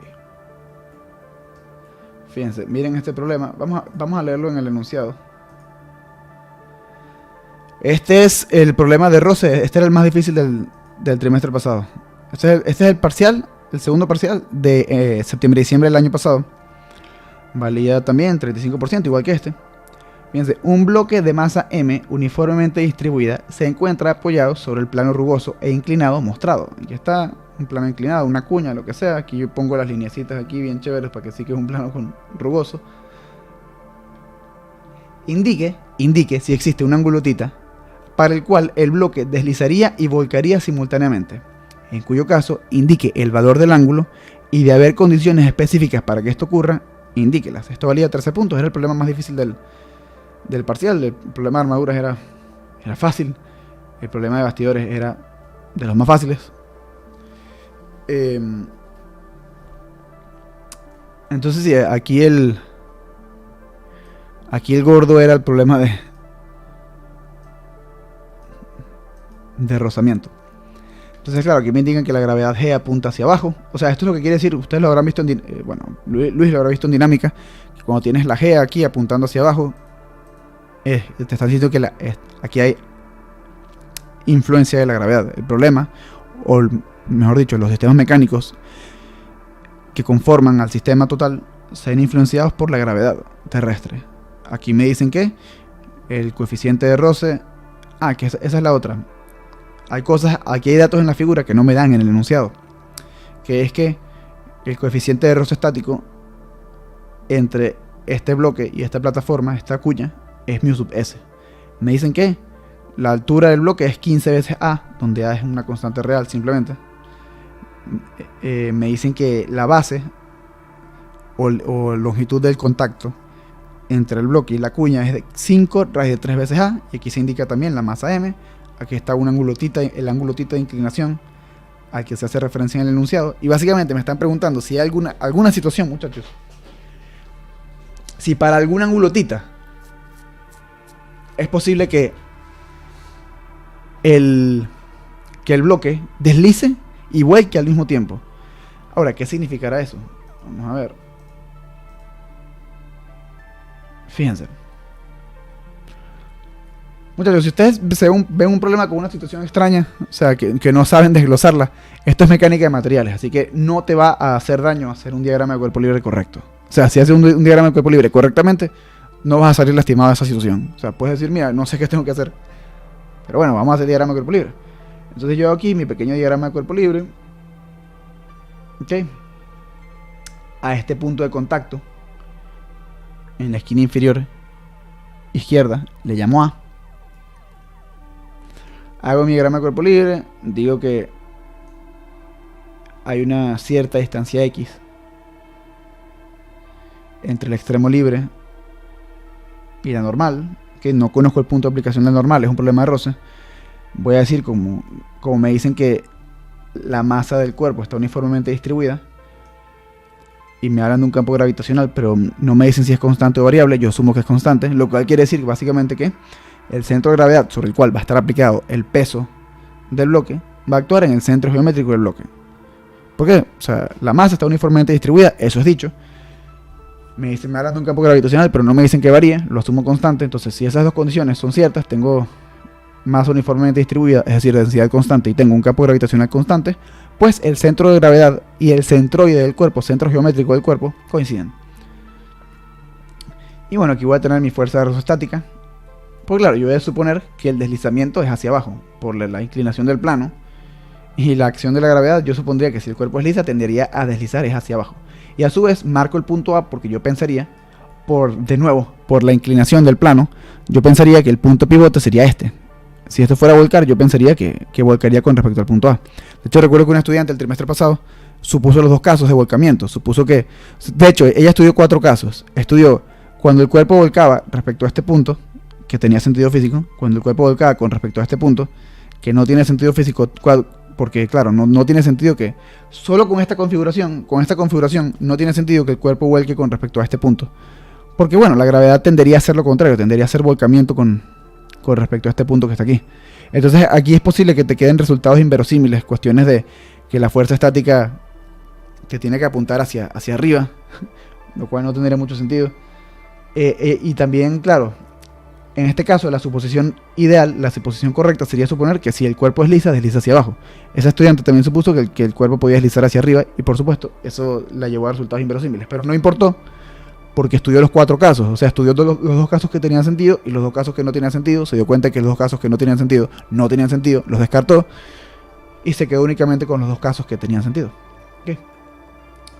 Entonces, aquí dice mi diagrama de cuerpo libre, no he matado a nadie por ahora, todo está bien, simplemente la fuerza de Rosse y la fuerza normal están en un punto desconocido, el punto de aplicación de la fuerza de Rosse no importa porque simplemente va a estar en esta línea de contacto, entonces en realidad el X no importa a efectos de la fuerza de Rosse, porque es paralelo a la línea de contacto, pero bueno, entonces, y claro, como yo aquí tengo un sistema, por así decirlo, inclinado, yo quiero hacer una descomposición del peso según los ejes inclinados. Ok, fíjate, no sé exactamente qué tengo que hacer, así que simplemente voy a estudiar el problema. ¿Qué hago? Bueno, usualmente en los problemas de Rosse me interesa más emplear los ejes normales y tangenciales que simplemente usar un eje vertical y un eje horizontal. Eso es clásico. O sea, si tú tienes un problema de roce en el que hay una superficie inclinada y el roce es con esa superficie inclinada, bueno, que tu eje horizontal sea el eje tangencial a esa superficie y que tu eje vertical, entre comillas, porque claro, si son inclinados ninguno es vertical y ninguno es horizontal, pero digamos que tu eje X sea paralelo a la superficie de contacto y que tu eje Y sea perpendicular a la superficie de contacto. Y claro, en ese contexto, esos son los ejes que yo dibujé. X paralelo a la línea de contacto y Y perpendicular a la línea de contacto. Y en este contexto, muchachos, me interesa saber, como el peso es vertical, porque fíjense, para la normal y el roce, este sistema de coordenadas está perfecto. La normal es paralela al eje Y y la fuerza de roce es paralela al eje X, pero la fuerza de gravedad, la atracción gravitacional, forma un ángulo con ambos ejes. O sea, no es paralela ni perpendicular a ninguno de los ejes. Entonces, yo hago mi método de la cruz aquí. Si el ángulo θ se forma aquí, se va a formar también aquí, se va a formar también aquí, se va a formar también aquí. Y mi peso actúa verticalmente hacia abajo. Entonces, el ángulo θ se forma aquí. Para descomponer el peso, quiero decir. Entonces, claro, aquí es claro que, por ejemplo, la componente tangencial del peso, o sea, la componente del peso paralela a la línea de contacto, va a ser el cateto opuesto a este ángulo θ. O sea que en dirección X, que es la dirección tangencial, la proyección del peso va a ser con el seno de θ. Y acá,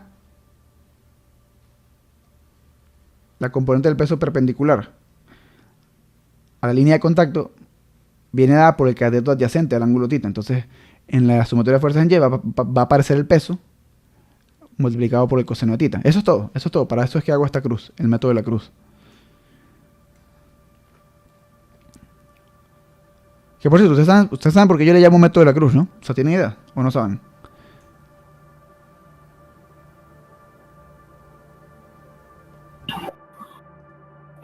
No, profe, Ah, pero ok. por una sugerencia un tanto bizarra.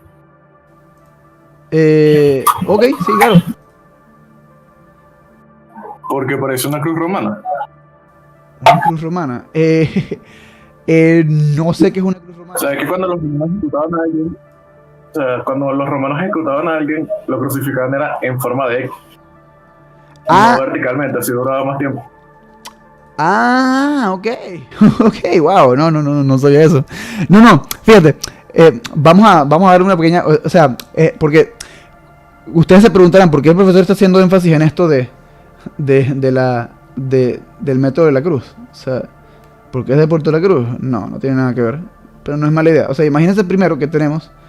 Imagínense que tenemos una vista oblicua, ¿ok? Estamos en una vista. Tenemos básicamente dos cruces paralelas. Una verde y una negra. Al principio están alineadas.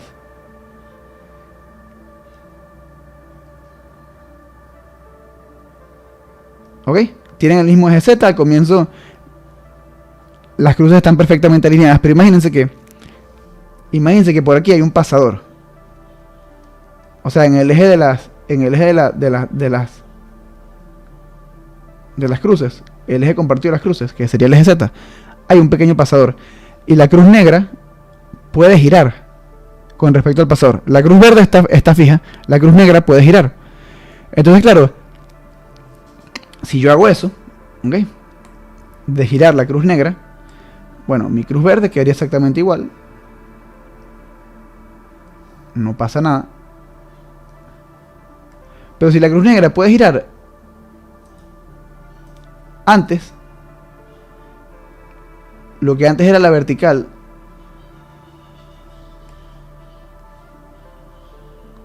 de la cruz negra, si yo giré una cruz, un ángulo tita, con respecto a su posición angular original, ese ángulo tita se va a poder medir con respecto a todas las aristas de la cruz verde. O sea, por ejemplo, si la cruz negra giró un ángulo tita, ese ángulo tita, muchachos, se puede medir aquí. Porque claro, estos dos picos antes estaban alineados, pero ahora que la cruz negra giró un ángulo tita, aquí va a aparecer este ángulo tita. Y claro, este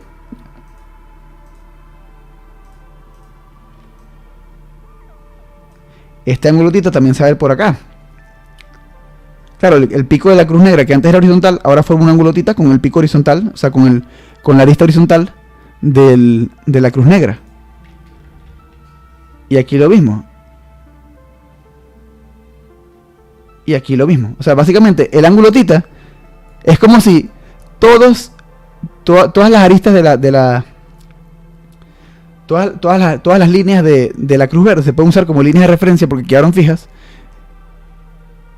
Y puedes medir directamente el giro de la cruz negra, la que estaba adelante. Lo puedes medir con respecto a cada una de las líneas verdes. La que antes era vertical giró tita con respecto a la vertical verde. La que antes estaba horizontal hacia la izquierda giró tita con respecto a la línea verde. ¿Se entiende eso, muchachos?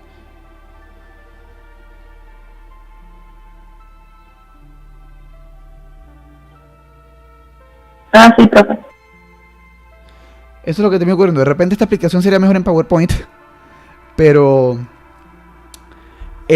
sí, esa es básicamente la situación. O sea, giras y claro, las cuatro líneas de la cruz negra puedes medir cuánto giró cada una. Y claro, las cuatro giraron lo mismo. Es un giro. O sea, al final es un giro. Las cuatro líneas giraron lo mismo. Y claro, cada uno de esos giros se puede medir con respecto a la línea verde adyacente. De la cruz verde fija que está atrás. Entonces, dicho eso, aclarado eso, vamos entonces con la sumatoria de fuerzas en X. En sumatoria de fuerzas en X, muchachos, voy a tener la fuerza de roce en sentido positivo, porque bueno, puse el sentido positivo ascendente, no pasa nada. Eso yo lo hice para que el X cruz Y me diera acá positivo. Pero es claro que el sentido de deslizamiento es negativo, es hacia abajo. Entonces, la fuerza de roce estática menos la proyección del peso en la dirección tangente, mg por seno de tita, que es lo que dije aquí, esta proyección del peso apunta hacia acá, esta proyección del peso apunta hacia acá, de modo que la suma de estas dos me dé esta vertical perfecta. Entonces fuerza de roce menos estática menos proyección del peso en la dirección tangencial es igual a 0. Entonces, sea cual sea el caso, la fuerza de roce para que esto esté estático tiene que ser igual a mg seno de θ. Luego, sumatoria de fuerzas en Y normal menos mg coseno de θ tiene que ser 0. En otras palabras, n, la normal, tiene que ser igual a mg coseno de θ. Y luego aquí yo hago la sumatoria de momentos. No sé si me sirve mucho esta última ecuación. Pero el punto es que yo hago sumatoria de momentos con respecto al punto A. Y me queda 5 raíz de 3a menos x por la normal. Ah, bueno, claro, aquí está el peso. El peso está aplicado en toda la mitad del cuerpo. Entonces cuando tenga el peso, fíjense que lo interesante de esto es que aquí el peso me hace en momento. O sea, las dos componentes del peso me hacen en momento. O sea, la que va en dirección tangencial y la que va en dirección... y también la que va en dirección normal, las dos hacen momento. O sea, porque por ejemplo aquí, y aquí ustedes lo pueden ver, con respecto al punto A, esto va a estar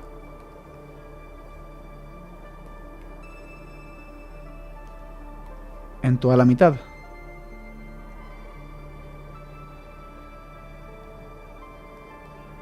Claro, entonces no sé si lo ven, muchachos, pero lo voy a escribir de todos modos. Esta distancia, este es el punto A, ¿ok? Esta distancia de acá hasta acá sería la mitad de esta vertical. O sea, sería 15a sobre 2. Y esta distancia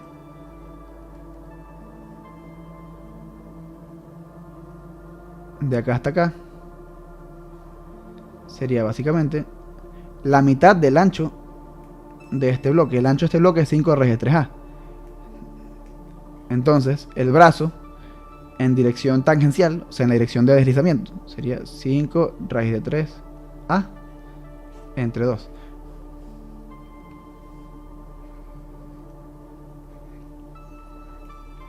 Aquí está, muchachos.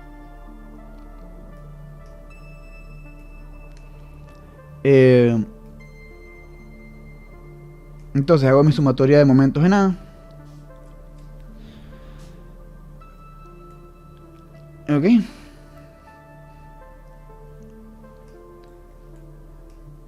La componente vertical, o sea, la componente normal, queda multiplicada por un brazo en dirección tangencial. Aquí, la componente normal es con el coseno, queda multiplicada por el brazo en dirección tangencial. La componente tangencial del peso queda multiplicada por un brazo en dirección normal. Aplico adecuadamente la regla de la mano derecha, esto me queda igual a 0. Entonces, estudio el caso 1 de deslizamiento inminente. En el caso de deslizamiento inminente, la fuerza de roce estática va a ser igual al mu estático por la normal. Entonces, compaginando las ecuaciones, esta es ecuación 1, esta es ecuación 2, esta es ecuación 3. Compaginando lo que tenía antes, que la fuerza de roce era masa por gravedad por seno de θ, con la nueva condición de deslizamiento inminente de que mu estático, de que fuerza estática va a ser mu estático por la normal, me queda que mg seno de θ es mu estático por la normal. Claro, de la ecuación 2 sabemos que la normal es mg por coseno de θ, aquí está. Entonces, sustituyo donde tenía la normal, sustituyo por mg coseno de θ. Entonces mg seno de θ va a ser a mu sub s por mg coseno de θ. Entonces me queda básicamente, se tachan las masas, se tachan las gravedades, y me queda que seno de θ es igual a mu por coseno de θ, despejo mu, y me queda que mu sub s es tangente del θd. Este θ sub d es el θ de deslizamiento inminente. Condición para deslizamiento inminente. Entonces, esta es la condición, que de hecho esto se ve en el laboratorio 1 de física. Esta es la condición para que... Ya va. Okay, le voy a poner en 100 para que de todos modos baje rápido. Sí, ya ahí abajo 78. Bueno, esta es la condición para que haya deslizamiento inminente. O sea que el ángulo de... O sea, el Y fíjense esto es interesante porque estamos relacionando una condición física con una condición geométrica. O sea, yo estoy diciendo que el ángulo de inclinación de la cuña, este ángulo θ, tiene que ser igual. O sea, la tangente de este ángulo, o sea, esto que sería una condición geométrica, la tangente de este ángulo tiene que ser igual a el coeficiente de roce estático entre el bloque y la superficie. O sea, miren qué interesante que para que este cuerpo deslice, o sea, para que haya deslizamiento inminente entre el bloque y la cuña,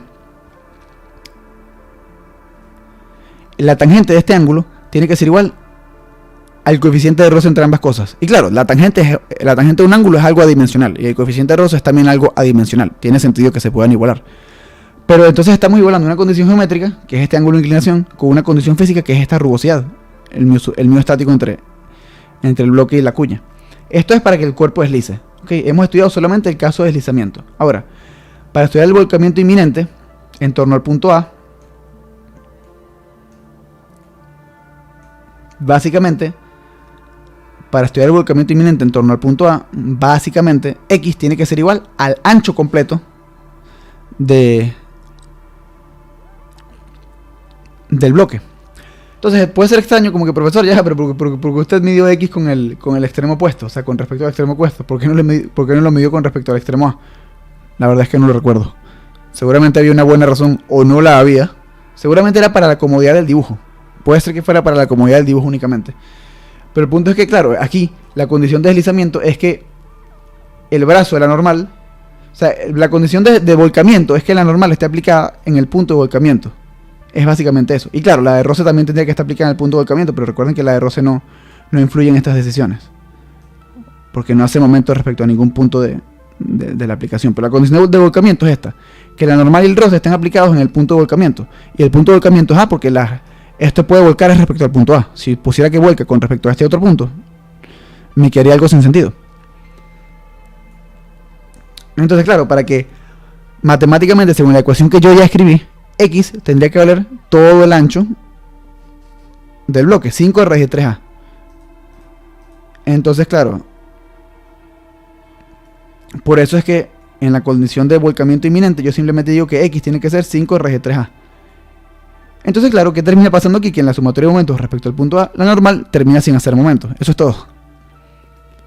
Entonces, claro, hago mis sustituciones, hago un poco de cosas aquí. Y me queda, estudio mis condiciones.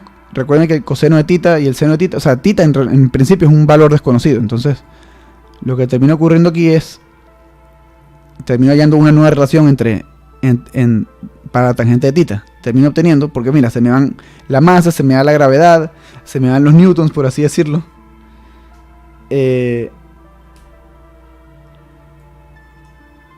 Entonces me queda que tangente de θ, de esta ecuación me queda, yo simplifico toda la ecuación de momento y me queda que 15 por seno de θ menos 5 raíz de 3 coseno de θ es igual a 0. Entonces de aquí acomodo la expresión para poder hallar la tangente, porque claro, tengo seno, algo por seno menos algo por coseno me da 0. Ah, mira, si yo divido todos los términos entre coseno, pues me va a quedar una tangente. Y precisamente, o sea, yo hago un despeje conveniente y me diga que seno de θ entre coseno de θ es 5 raíz de 3 entre 5. O sea, que la tangente de θ es raíz de 3 entre 3.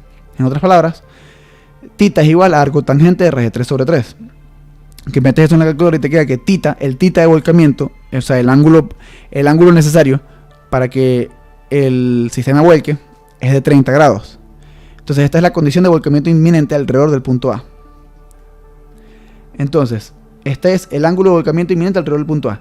La condición de volcamiento inminente alrededor de A nos da directamente un valor de 30 grados para el ángulo solicitado. No obstante, esta condición compatible con la del deslizamiento inminente, de modo que ambos fenómenos puedan ocurrir simultáneamente. Fíjense, la condición de deslizamiento inminente es que mu sub s, o sea, el coeficiente de roce estático, sea tangente del ángulo de deslizamiento. Del ángulo θ. O sea, que el ángulo θ sea tal que la tangente de ese ángulo se iguala con el coeficiente de roce. Y luego, el volcamiento inminente alrededor del punto A, la condición es que el ángulo θ, el ángulo que forman la cuña con la horizontal, sea de 30 grados. Entonces, dado que el valor del coeficiente de roce estático no fue especificado, las condiciones de deslizamiento inminente y de volcamiento inminente alrededor de A no son mutuamente excluyentes. O sea, no son incompatibles, o en otras palabras, pueden ser compatibles. Lo que quiere decir que pueden ambos fenómenos ocurrir simultáneamente. Pueden ambos fenómenos pueden ocurrir simultáneamente. Ahí hay un pueden. Lo que quiere decir que ambos fenómenos pueden ocurrir simultáneamente, siempre y cuando el ángulo venga dado por, o sea, siempre y cuando el ángulo de deslizamiento sea igual al ángulo de volcamiento, que sea igual al ángulo de volcamiento y de deslizamiento y volcamiento simultáneo, que sea igual a 30 grados.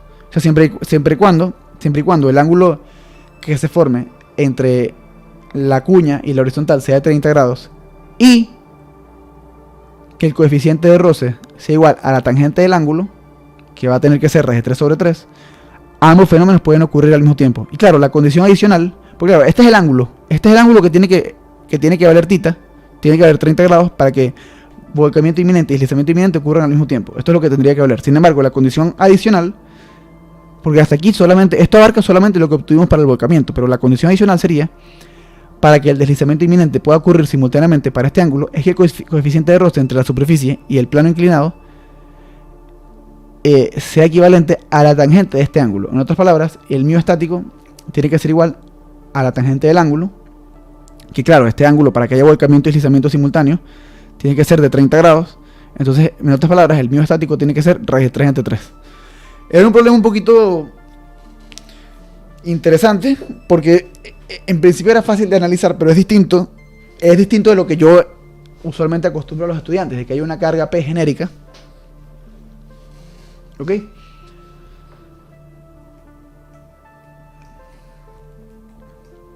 Aquí no hay ninguna carga P genérica. Entonces, en realidad, el parámetro para que el problema vuelque o deslice es que este ángulo se puede variar, en teoría, tita, como se puede hacer en el laboratorio 1 de física, que tienes una cuña que no recuerdo cómo se variaba el ángulo. Eso ya en mi caso fue hace demasiado tiempo. No sé siquiera si el laboratorio 1 de física sigue vivo. Me imagino que sí, porque sigue en el pensum. Pero bueno, es eso. O sea, ¿tienen dudas con esto, muchachos? O sea, y claro, me sorprendería que no tuvieran dudas. O sea, es un problema un poco distinto de lo habitual. No es específicamente complicado, pero sí hay que pensar, pues. Entonces, díganme, ¿tienen dudas, muchachos? Sí, profe, yo tengo dudas. Ese ángulo tita representa en este caso un ángulo mínimo, ¿no?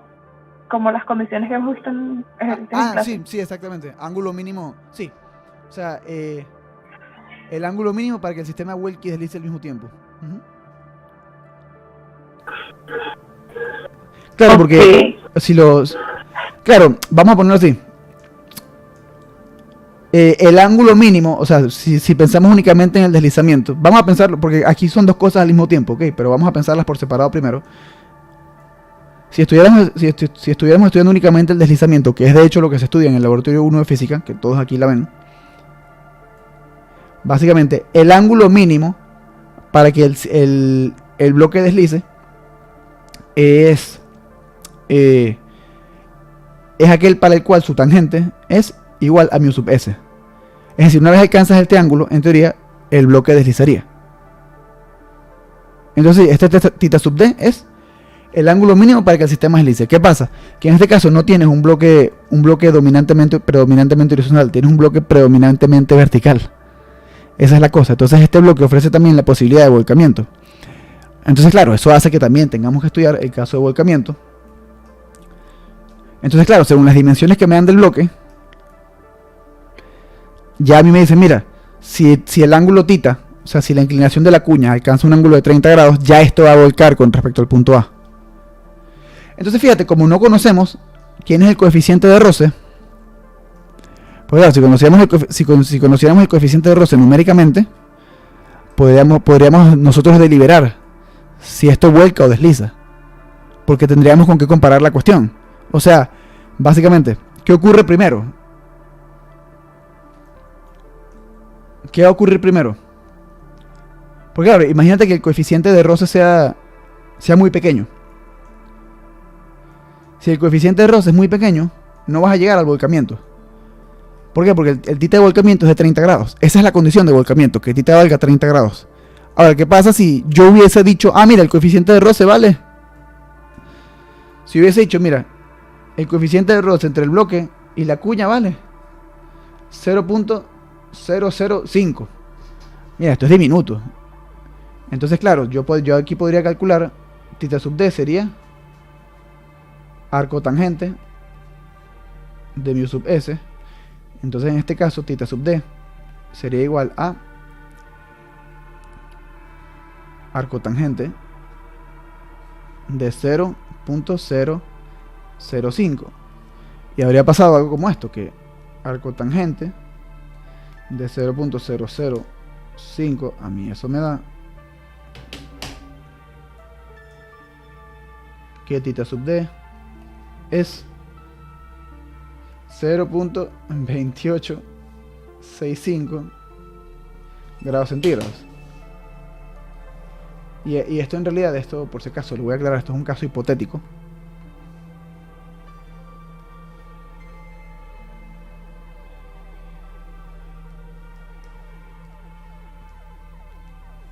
Esto es un caso hipotético en el que yo te digo cuánto vale el coeficiente de roce, caso hipotético. Porque claro, en la realidad, Andrea, supongo que es Andrea porque era la única que estaba al comienzo, pero podría ser alguien más. Sí, es Andrea, correcto. No, profe, es Fabiola, llegué luego. Ya va, Fabiola, a ver. Pero no te veo en la lista. Ah, ok, ahora es que se actualizó. Ok, fíjate, no se me actualizó la lista de Discord. Por eso pensaba que eres Andrea. Ahorita fue que me apareciste. Caso particular. Ok, en la realidad, el coeficiente de roce no es algo con lo que yo pueda jugar. O sea, no es algo que yo pueda variar continuamente. Lo que yo sí puedo hacer es que de alguna forma la superficie sobre la cual se para el bloque sea variable. O sea, que yo pueda variar su inclinación. Pero en general, el coeficiente de roce no es algo que yo pueda variar.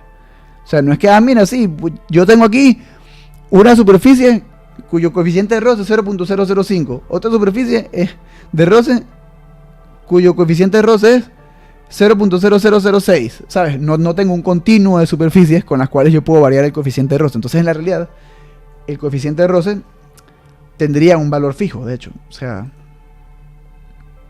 que yo no puedo manipular. Ahora, en este caso, como no me lo dicen, no me dicen cuánto vale, es como que, mira, para que esto ocurriera, para que ambas cosas ocurran al mismo tiempo, tendría que ocurrir en primer lugar para el volcamiento que el ángulo de la cuña con la horizontal sea de 30 grados. Eso se puede hacer. Pero adicionalmente tiene que ocurrir que mu sub s sea tangente de 30 grados. O sea, tienes que tener una superficie cuyo coeficiente de roce sea raíz de 3 entre 3. Que eso sí es más difícil de replicar, pero simplemente como no me decían cuánto valía mu sub s y simplemente me preguntaban por las condiciones adicionales, bueno, condición adicional, el coeficiente, para que ambas cosas puedan ocurrir al mismo tiempo, el coeficiente de roce tiene que ser raíz de 3 entre 3. Pues claro, del deslizamiento sabíamos que mu sub s tiene que ser igual a la tangente del ángulo. Y claro, del volcamiento sabemos que para que vuelque el ángulo tiene que ser 30 grados. Entonces claro, simplemente evalúo la condición de deslizamiento inminente para el ángulo de 30 grados. De modo que si mu sub s vale raíz de 3 entre 3, y el ángulo de inclinación entre la cuña y la horizontal es de 30 grados, en teoría las condiciones de deslizamiento inminente y de volcamiento inminente ocurren al mismo tiempo. Esa es la situación. ¿Se entiende eso?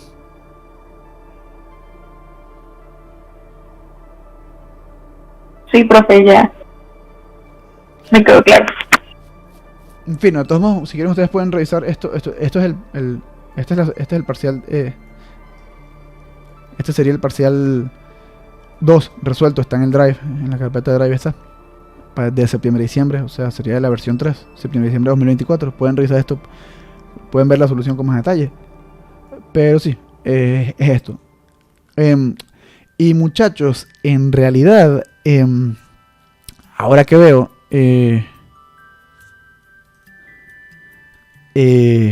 o sea, esta vez sí logramos terminar el contenido de la... O sea, déjenme para estar seguro, pero me parece que ya terminamos el contenido para el segundo examen. Sí, ya terminamos el contenido del segundo examen, así que la clase del viernes o bien sería contenido del tercer examen o bien sería atender dudas de ustedes. Así que, o sea, si el viernes ustedes no llegan con dudas, o sea, con, "Bueno, profesor, vamos a hacer este problema del Hibber, o vamos a hacer este problema de tal cosa", tendría yo que ocuparme o sea, tendría que yo directamente dar contenido del tercer examen. Básicamente continuar con el contenido de la asignatura. Entonces, claro, si no llegan con dudas, voy a dar una clase del tercer examen. Si llegan con dudas, atiendo esas dudas, y si sobra tiempo, continúo con el contenido del tercer examen. ¿Ok?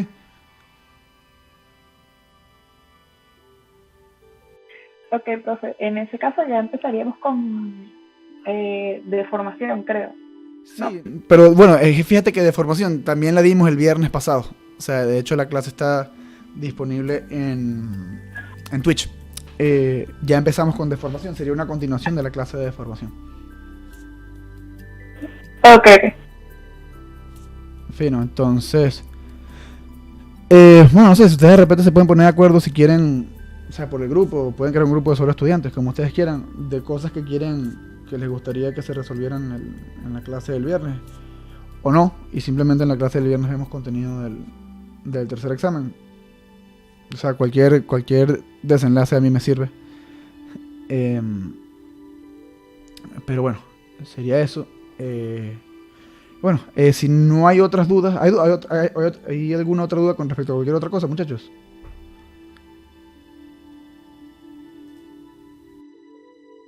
El tercer parcial se sigue manteniendo para el lunes de semana 12, ¿cierto? Sí, solamente se altera el segundo parcial por la cuestión esta de carnaval. Ok, gracias, profe. A la orden.